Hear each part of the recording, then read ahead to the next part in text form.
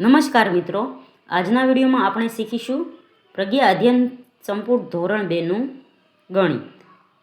ગયા વિડીયોમાં આપણે છઠ્ઠો પાઠ શીખતા હતા. આજના વિડીયોમાં આપણે છઠ્ઠો પાઠ પૂર્ણ કરવા જઈ રહ્યા છીએ. તો મિત્રો, અહીં ગયા વિડીયોમાં આપણે પહેલો દાખલો શીખ્યા હતા. આજે હવે બીજો દાખલો શીખીશું. તો બીજો છે, એક બસમાં 54 મુસાફરો બેઠા હતા. તેમાંથી 16 મુસાફરો બસ સ્ટેશને ઉતરી ગયા. તો હવે બસમાં કેટલા મુસાફરો રહ્યા? તો મિત્રો, 54માંથી આપણે 16 બાદ કરવાના છે. તો અહીં 54માંથી 16 બાદ કરવા માટે 54 લખીશું, નીચે 16 લખીશું. હવે 4માંથી 6 ન જાય તો બાજુમાંથી 10ની એક પટ્ટી લેશું, એટલે 14માંથી 6 જાય તો 8 અને 4માંથી 1 જાય તો 3, એટલે કે મુસાફરો 38 બસમાં વધ્યા હશે.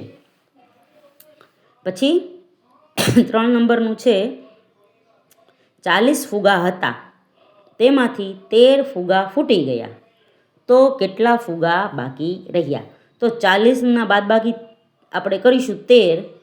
તો અહીં 40માંથી 10ની એક પટ્ટી લેવી પડશે, કારણ કે અહીં 0માંથી 3 ના જાય, એટલે 10માંથી 3 કાઢીશું તો 7 વધશે, 3માંથી 1 કાઢીશું તો 2 વધશે. તો જવાબ આવશે 27.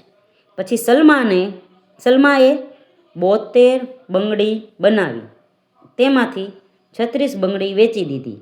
તો તેની પાસે કેટલી બંગડી વધી હશે? તો 72માંથી આપણે 36 બાદ કરીશું, તો અહીં 2માંથી 6 ના જાય, એટલે 7માંથી આપણે 10ની પટ્ટી લેશું, અને 12માંથી 6 જાય તો 6 વધશે, અને 6માંથી 3 જાય તો 3 વધશે, એટલે કે જવાબ આવશે 36.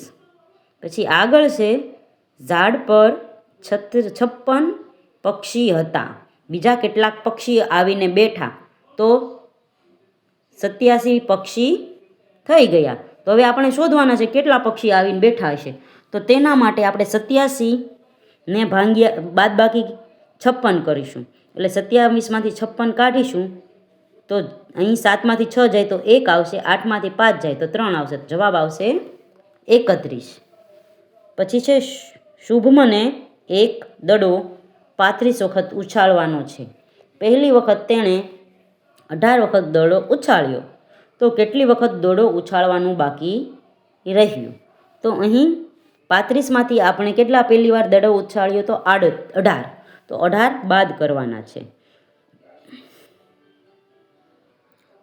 તો 35માંથી 18 બાદ કરવા માટે 5માંથી 8 બાદ ન થાય, એટલે 3ની પટ્ટીમાંથી 1 10ની પટ્ટી લેશું, 15માંથી 8 જાય તો 17 વધશે, 2માંથી 1 જાય તો 1 વધશે, એટલે જવાબ આવશે 37. હવે આગળ આપવામાં આવેલું છે 20, 30, 50. તો અહીં 20 + 30 કરીશું તો 50 જવાબ આવશે. અહીં 10 + 20 કરીશું તો 30 જવાબ આવશે. અહીં 20 + 80 કરીશું તો 100 જવાબ આવશે. તો અહીં આપણે સરવાળા બાદબાકીની રીતમાં જવાબ લાવવાના છે. જેમ કે 20 + 30 કરીશું તો 50. એવી રીતે 50 કરવા માટે આપણે 30 + 20 કરીશું, અને 20 એટલે બાદબાકી 30 કરીશું તો 20 જવાબ આવશે. એવી રીતે 50માંથી 20 બાદબાકી કરીશું તો 30 જવાબ આવશે. હવે આગળ છે 10, 20 ને 30, એટલે 10 અને 20 30 જવાબ આવે છે. તો 10 અને 20 વત્તા કરીએ તો 30 જવાબ આવે છે. એવી રીતે 20 અને 10 વત્તા કરીએ તો પણ 30 જવાબ આવે છે. આપણે 30માંથી 20 બાદબાકી કરીશું તો 10 જવાબ આવશે. 30માંથી 10 બાદબાકી કરીશું તો 20 જવાબ આવશે. આગળ છે 80 + 20. તો 80 + 20 કેટલા થાય? 100 થાય છે. એવી રીતે 20 + 80 = 100 થશે. અને 20માંથી આપણે 100માંથી 20 બાદબાકી કરીશું તો અહીં 80 લખેલા 80 જવાબ આવશે. 100માંથી 80 બાદ કરીશું તો અહીં 20 લખેલા છે, 20 જવાબ આવશે.